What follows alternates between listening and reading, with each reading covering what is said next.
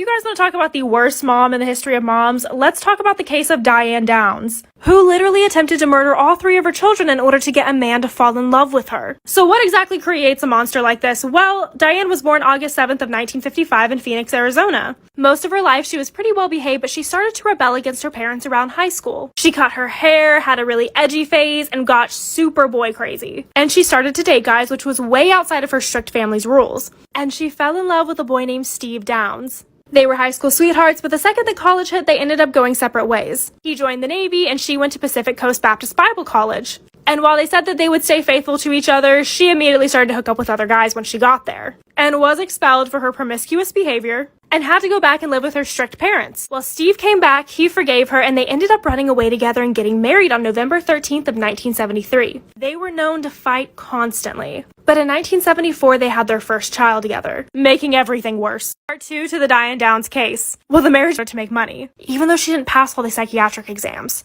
Terrifying. But everything changed when she met a man named Nick. Part 3 to the Diane Downs case. So this is when Diane met Robert Knickenbocker, who went by the name Nick. And she swore that this man was the love of her life. He had separated from his wife and describes the relationship as being intense and overwhelming. He eventually broke it off with her though because he didn't like kids. And this is when Diane became devastated and angry at her own children for getting in the way of her love. Her kids and her moved to Cottage Grove, Oregon, but still couldn't seem to forget Nick. She would obsessively write to him, and she really stopped paying attention to her kids' health. They often went hungry and went without coats in the cold. It was even said by a neighbor that Cheryl had mentioned that she was scared of her mom. Well, on Thursday, May 19th of 1983, everything went down. This story is from her perspective, by the way. They were coming home from a friend's house whenever Diane decided to take the kids on a scenic route. They did this often to explore. Hungry Like the Wolf started to play on the radio, and this is when she noticed a bushy-haired stranger signaling her over from the middle of the road. And at 10 p.m., with her kids asleep in the back of the car, she got out to talk to him, and he immediately demanded for her keys. Part 4 to the Diane Downs case. So immediately after this stranger demanded for her keys, they had some sort of a struggle,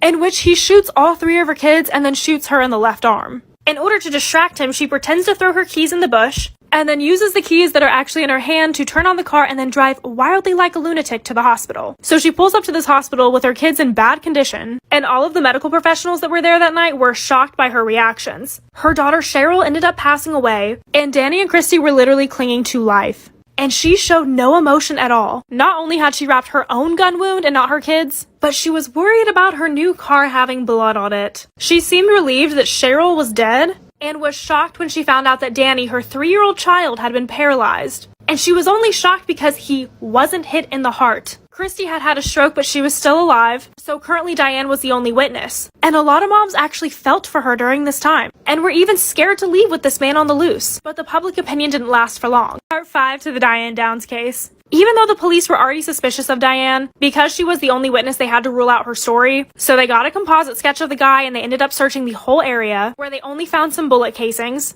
And her interviews during this time, if you guys have ever seen them, are so weird, definitely worth watching. This woman was eating up the attention so much, and she made the story into this whole overcoming thing where like she battled the patriarchy, ended up actually getting away from this man, like she's kind of the hero in the situation, but didn't show any emotion towards her kids. She went on the Oprah show and would crack jokes and have the crowd laughing. So the police ended up asking her to do a reenactment of this event.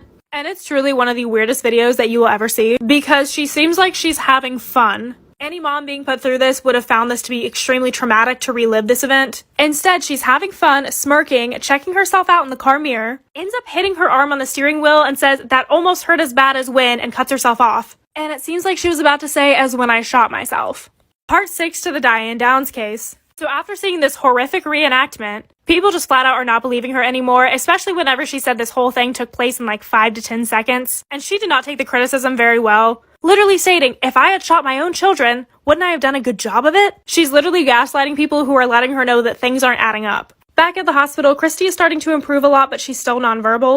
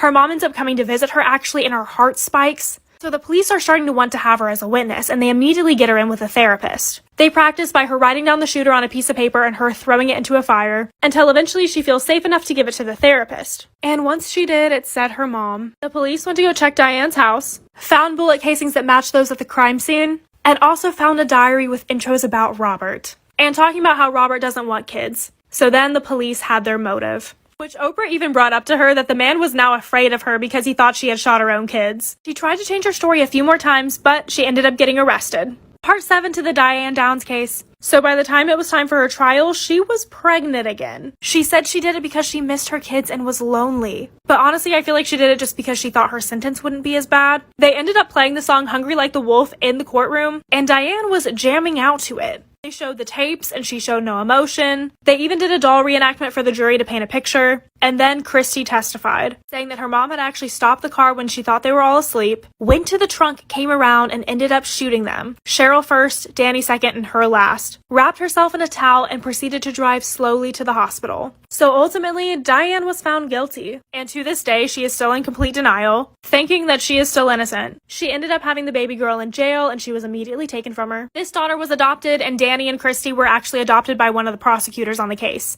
Overall, it was a pretty happy ending, but Diane actually successfully broke out of jail for a little bit. If you want to hear that story, come over to my Instagram. It'll be on my middle reels tab. Storytime about how I just found out I'm pregnant and I don't know if it's my boyfriend's or my sugar daddy's. Disclaimer, this is not my story time. I repeat, it's not my story time. It was sent to me on Instagram. My boyfriend and I have been together for a while and everything's been okay, but we're both pretty broke. He doesn't earn a lot of money and I'm usually the one paying for a lot of stuff, but he always tries to chip in on everything. I started modeling a few years ago, but things stopped because of COVID. By the way, I live in LA and a lot of my friends are sugar babies. All of them are Instagram models and influencers, and they know so many rich guys. So I reached out to one of my friends who is a very famous influencer, and I asked her if she could set me up with a sugar daddy. I know I have a boyfriend, but I've been struggling and I just can't pay the bills anymore. She got me a date with this older gentleman who was actually pretty nice. We went out on a few dates and he basically told me what he wanted from me. I agreed to everything. A few months passed by and he asked me to marry him. Of course I had to say no. See, I still love my boyfriend. And I just found out I'm pregnant. Part 2 is I took a pregnancy test and it came out positive. Disclaimer, this is not my story time. It was sent to me on Instagram. And that's when it hit me. I didn't know if it was my boyfriend's or my sugar daddy's. I had been seeing my sugar daddy for about 3 months at that point. So I went to the doctor to find out how far along I was. And sure enough, I was 2 months pregnant.